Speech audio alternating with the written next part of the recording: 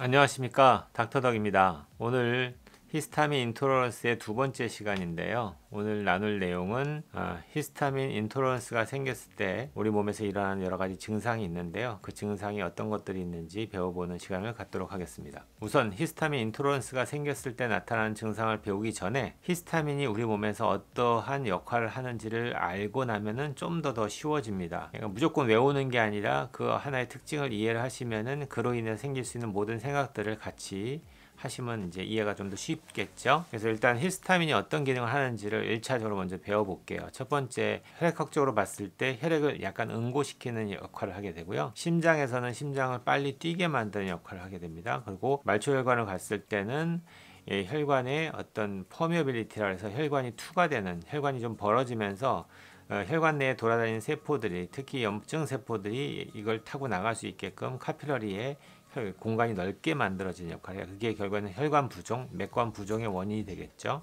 그 다음에는 혈관을 확장시켜주는 역할도 합니다. 히스타민이. 그 다음에 위장관 계통은 위산을 분비시키는, 촉진시키는 역할을 하게 됩니다. 그리고 폐 쪽에서는 기관지를 수축시키는 역할을 하게 되죠. 이 모든 것들을 생각해 보시면은 어떻게 보면 알러지 증상하고도 비슷한 증상들을 머릿속에 상상하시면 다 해결돼요. 알러지가 생기면 혈관이 확장되니까 빨개지죠. 부풀어 오르고 가렵죠. 지금 설명한 게 다 해당이 되죠. 그리고 천식이라든지 알러지 기관지염이 있을 때는 기관지가 좁아지기 때문에 기침을 막 하게 되는 거죠.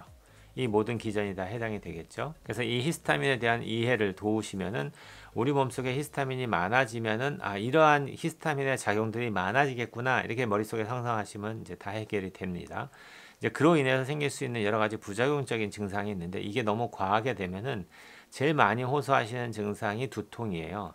그러니까 만성 두통 환자들 중에서도 생각보다 어느 정도 비율은 있겠죠. 무조건 두통 환자의 모든 사람이 히스타민 인토러런스가 있는 건 아니고, 히스타민 인토러런스가 생겼을 때 나타나는 주요 증상 중에 하나가 두통이기 때문에 두통을 유발하는 원인 중에서 히스타민이 폭로됐을 때 나타나는 증상을 호소하는 어떤 히스토리를 보일 때는 의심해 볼 수 있죠. 모든 두통 환자를 다 그렇게 의심한다는 얘기가 아니고. 그 다음에 피부 소양증이라든지 가려움증, 그 다음에 래시랄에서 피부가 발적이 생기거나, 이 모든 것들은 아까 말씀드린 히스타민의 효과 때문에 나타나는 모든 증상이니까 당연할 거고요. 두통과 함께 어지러움증, 그 다음에 수면장애, 그 다음 호흡기계통으로는 당연히 기관지가 수축되기 때문에 생기는 호흡곤란증, 천식 증상, 콧물 같은 경우가 자꾸 나온다든지 코가 막힌다든지, 이런 모든 증상. 그러니까 어떻게 보면 그것만 보면은 코가 막히고 콧물 나고 재채기 나고 이런 거 하면 당연히 알러지 비염으로만 생각하시잖아요. 그래서 그런 분들을 검사해 보면은 알러지 증상이 전혀 없는, 혈액 검사상에서는 알러지가 전혀 없는데 증상은 마치 알러지 증상하고 유사한 증상이 나타나게 되죠. 그러니까 이런 경우는 이제 크게 분류를 하자면은 혈관 운동성 비염이라고 따로 나와 있습니다. 혈관 운동성 비염이 따로 이제 우리가 카테고리가 나눠져 있는데, 이것만 생각할 게 아니라 혈관 운동성 비염 외에도 우리가 히스타민 인토러런스 때문에 생길 수 있는 비염 증상도 있을 수 있다라는 것을 한번 생각해 볼 만합니다. 그 다음에 좀 드물긴 하지만요, 여자분들이 생리를 하실 때 이 히스타민이 과하게 됐을 때 나타나는 증상 중에서는 에스트로겐 도미넌트 현상이 나타나기 때문에 자궁 내의 벽이 두꺼워지면서 자궁 내막증 같은 병도 생길 수 있고요. 그 다음에 생리통도 좀 심해질 수도 있고요. 그 다음에 주기의 변화도 올 수도 있고요. 그 다음에는 파이브로마이알지아, 근섬유 통증이라든지 여러 가지 근골격계통의 통증도 히스타민 인토러런스 환자들한테서도 호소될 수 있습니다. 그 외에는 장관 내 알러지 증상하고 비슷하게 좀 메스껍거나 구토가 일어나거나 설사가 일어나거나, 히스타민이 위산을 촉진시킨다고 했으니까 위산 과잉 증상들도 나타날 수 있고요. 이 증상들, 제가 지금까지 설명드렸던 여러 가지 증상들 중에서 주로 메인적인 증상이라면 설명할 수 없는 피부 소양증이 메인이겠죠. 당연히 히스타민 효과니까요.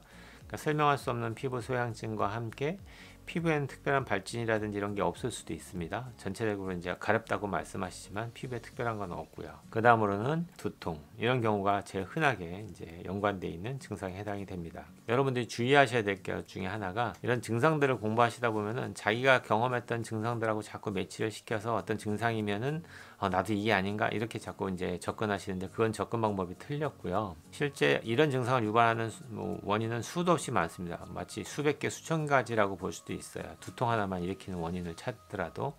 그렇기 때문에 이런 증상만 가지고서 여러분이 접근하시면 안 되고, 그러니까 히스타민에 폭로돼서 그게 충분하게 그 인과관계가 이제 입증될 수 있는 여러 가지 원인들이 한 번 이벤트적으로 일어나는 게 아니라 반복적으로 일어날 때 의심해 볼 수 있다라는 거고요. 그런 의심을 가지고서 우리가 실제로 정확하게 진단을 먼저 내리시고, 그 진단 내린 상태에서의 치료 목적으로 어떤 여러 가지 인터벤션이 들어가야지, 그렇지 않고 증상만 가지고 나하고 증상이 비슷하니까 나도 그건가 이렇게 접근하시면서 치료하는 거는 옳지가 않습니다. 그래서 의사 선생님들도 당연히 이제 그런 부분을 되게 주의해서 환자를 보실 거고요. 그러니까 여러분들도 이런 강의를 듣게 되면은 뭐 제가 말씀드렸던 증상 중에 몇 가지가 나하고 일치하면 나도 이게 아닌가 이렇게 생각하시면 옳지 않고요. 그래서 이런 것들을 다 기반으로 해서 오늘을 배웠던 것들 일단 잘 정리해 놓으시고, 그 다음에 다음 강의 때 나올 그 어떤 음식에 주로 많이 있는지 일단은 공부하셔야 되고요. 그런 음식들을 좀 줄일 수 있게끔 노력하실 필요가 있습니다. 오늘 여기까지 공부하고요. 다음 시간에는 히스타민이 풍부한 음식이 어떤 것들이 있는지 배우는 시간을 갖도록 하겠습니다. 온 국민이 건강해지는 그날까지 닥터덕은 여러분과 함께합니다.